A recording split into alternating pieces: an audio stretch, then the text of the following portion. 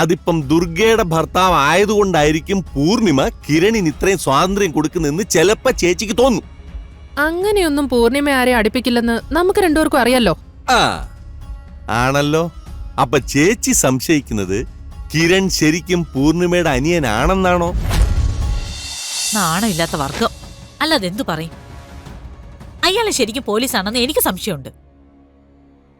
പണ്ട് പോലീസിലായിരുന്നു, പക്ഷെ ഇപ്പൊ ജോലിയൊക്കെ പോയി കാണും. അല്ലെങ്കിൽ ഇന്ന് വരെ അയാൾ യൂണിഫോം ഇട്ട് ജോലിക്ക് പോകുന്നത് നാത്തും കണ്ടിട്ടുണ്ടോ? അത് ശരിയാണല്ലോ. ഇവിടെ എന്തൊക്കെ തോന്നിവാസം നടന്നാലും നമുക്ക് ചോദിക്കാൻ പറ്റില്ലല്ലോ.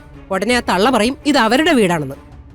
വീട് ആരുടെ വേണമെങ്കിലും ആയിക്കോട്ടെ, പക്ഷെ ദുർഗയ്ക്ക് മാത്രമായിട്ട് പ്രത്യേക പരിഗണന കൊടുക്കാൻ ഇവിടെ പറ്റില്ല. ഈ ഒരു തവണ നമ്മൾ കണ്ണടച്ചാലേ ഇത് വീണ്ടും തുടരും.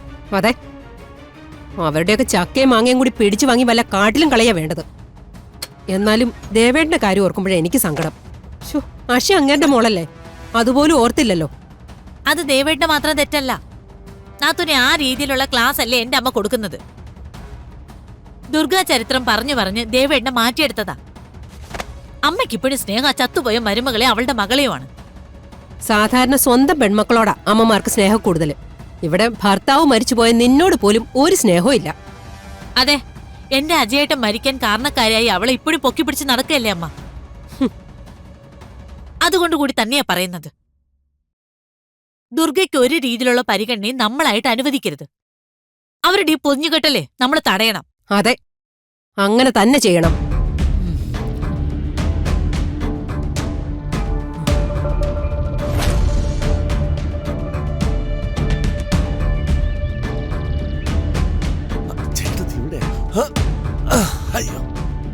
എന്റെ ചേച്ചി, കിരണും ദുർഗ ഇവിടെ താമസം തുടങ്ങിയതിന്റെ തൊട്ടടുത്ത ദിവസം മുതൽ എനിക്ക് സംശയം തുടങ്ങിയതാ. പക്ഷെ അത് മറ്റുള്ളവരെ ഒന്ന് ബോധ്യപ്പെടുത്താൻ പറ്റുന്ന രീതിയിലുള്ള തെളിവ് എനിക്ക് കിട്ടുന്നില്ല.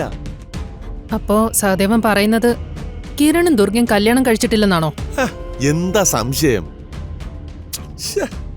ചേച്ചി, കല്യാണം കഴിച്ചവരെന്തിനാണ് രണ്ട് സ്ഥലത്ത് കിടന്നുറങ്ങുന്നത്? അതിൽ ഒരാള് താഴെ ഒരാള് കട്ടിലും കിടന്നുറങ്ങുന്നത് ഞാൻ എന്റെ കണ്ണുകൊണ്ട് കണ്ടാണ്. അല്ലെങ്കിൽ ചേച്ചി ഒന്ന് ആലോചിച്ച് നോക്കി, കിരണും ദുർഗയും വഴക്കിടുന്നതോ ദുർഗ അവന്റെ അടുത്ത് പരാതിയോ പരിഭവമോ എന്തെങ്കിലും പറഞ്ഞ ചേച്ചി കണ്ടിട്ടുണ്ടോ? ഉണ്ടോ? ഇല്ല. അല്ല, എന്നാലും പിന്നെ ചേച്ചി വെറുതെ ആലോചിച്ച് ബുദ്ധിമുട്ടണ്ട. അങ്ങനെ ഒരു സംഭവം നമ്മളാരും കണ്ടിട്ടുമില്ല.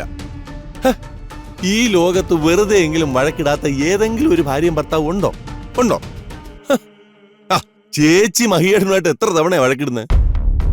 ഇനി ആ മഹിയേട്ടനെ ചേച്ചി എവിടെ ചേച്ചി കറങ്ങി നടക്കുന്നത്? രണ്ടാം നിലയാണ്, താഴെ വീണ തല പൊട്ടി ചാവും. ആ മഹിയേട്ടനെ ചേച്ചി കുറ്റം പറയത്തില്ലേ?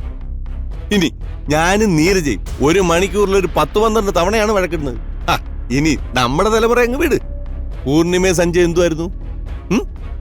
ഇപ്പൊ അക്ഷിതയും പ്രത്യേകം നോക്ക്. അക്ഷിതേ എന്തൊക്കെ കുറ്റങ്ങളാണ് പറഞ്ഞുകൊണ്ട് നടക്കുന്നതെന്ന് അറിയാവോ? അങ്ങനെ എന്തെങ്കിലും കിരണിന്റെയും ദുർഗയുടെയും ജീവിതത്തിലുണ്ടോ?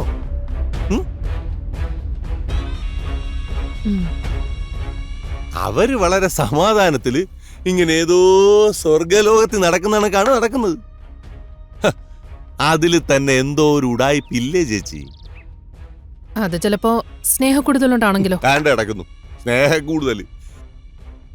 എന്റെ ചേച്ചി, സ്നേഹക്കൂടുതൽ അത്രയ്ക്കുണ്ടെങ്കിലേ അവര് തങ്ങളി വഴക്കുണ്ടായേനെ. ഇത് അതൊന്നും അല്ല.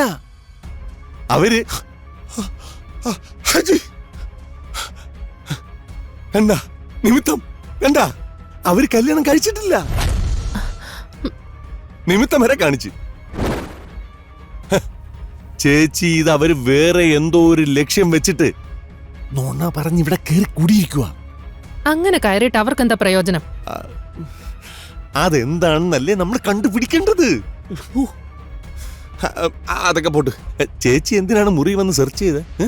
അത് എനിക്ക് ആ കിരണിന്റെ കാര്യത്തിൽ ചില സംശയങ്ങളുണ്ട്. സംശയോ? എന്ത് സംശയം? അവന്റെ ഐഡന്റിറ്റി കുറച്ച് പ്രശ്നമാണ്.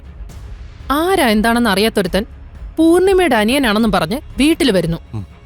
അവൻ പറയുന്നത് അംഗീകരിച്ച് പൂർണിമ അവനെ അനിയനായിട്ട് സ്വീകരിക്കുന്നു. അതിലെന്തോ ഒരു അസ്വാഭാവികതയില്ലേ?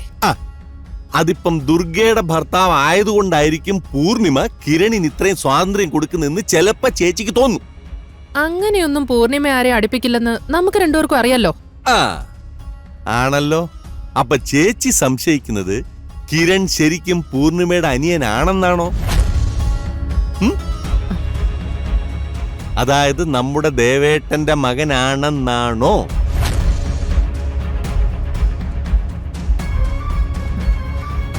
അതെനിക്ക് ഉറപ്പില്ല. ആ അങ്ങനാണെങ്കി പൂർണിമ ഇത് അംഗീകരിക്കുവോ? അറിഞ്ഞുകൊണ്ട് അവൾ ഇതൊക്കെ ചെയ്യുവോ ചേച്ചി? അതും എനിക്കറിയില്ല. അങ്ങനെ പല ചോദ്യങ്ങളും എന്റെ മനസ്സിലുണ്ട്. അതിനെല്ലാം ഉത്തരം കിട്ടുമെന്ന് അറിയാനാ ഞാൻ മുറി കയറി നോക്കിയത്. സമാധാനമായി. അപ്പൊ ഓക്കെ. അപ്പൊ നമുക്ക് രണ്ടുപേർക്കും അവനെ സംശയമുണ്ട്. ശരിയല്ലേ? ഉം. ആ, അങ്ങനെയാണെങ്കിൽ ഇനി അവർക്കെതിരെയുള്ള നമ്മുടെ അന്വേഷണം ഒരുമിച്ചാവാം. കൊടുകൈ കൊട്. ഹ, ചേച്ചി കൈയെടുത്ത് വെയ്യങ്ങോട്ട്. Okay okay. ആ ചേച്ചി, അവരൊളിപ്പിച്ചു വെച്ചിരിക്കുന്ന എല്ലാ രഹസ്യങ്ങളും നമ്മൾ ഒരുമിച്ച് കണ്ടുപിടിക്കും. ആ രണ്ടെണ്ണത്തിനെ ഇവിടുന്ന് പുറത്താക്കും. ഉം. ഉം.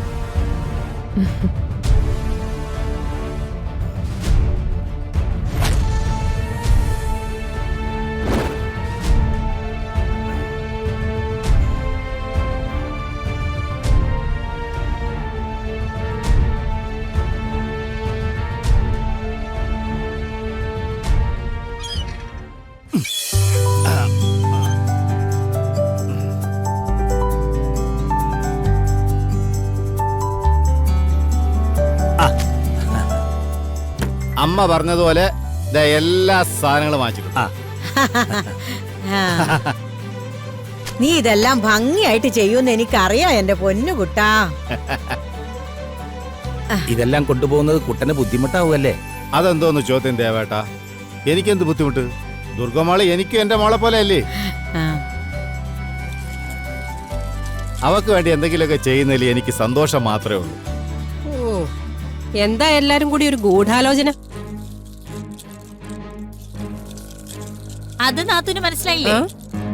കൊച്ചുമോൾക്ക് എന്തൊക്കെയോ പൊതിഞ്ഞു കെട്ടി കൊടുത്തു വിടാനുള്ള ഒരുക്കത്തില. ഓ, അതെ, അതിന് നിങ്ങൾക്ക് നഷ്ടമൊന്നുമില്ലല്ലോ. ഉണ്ടോ? നിങ്ങൾ രണ്ടുപേരും പണം കൊടുത്ത് വാങ്ങിച്ചൊന്നും അല്ലല്ലോ ഞാൻ കൊടുത്തു വിടുന്നത്. പണം ആരുടെ ആയാലും അതിവിടെ നടക്കില്ല. ദുർഗ മാത്രമല്ല അമ്മയുടെ കൊച്ചുമോള്, അക്ഷിതൻ കൊച്ചുമോള് തന്നെയാ. അതോ ഇനി ആ കാര്യത്തിൽ ആർക്കെങ്കിലും സംശയമുണ്ടോ ഇവിടെ? വസുമതി, എന്തൊക്കെയാ ഈ വിളിച്ചു പറയുന്നത്?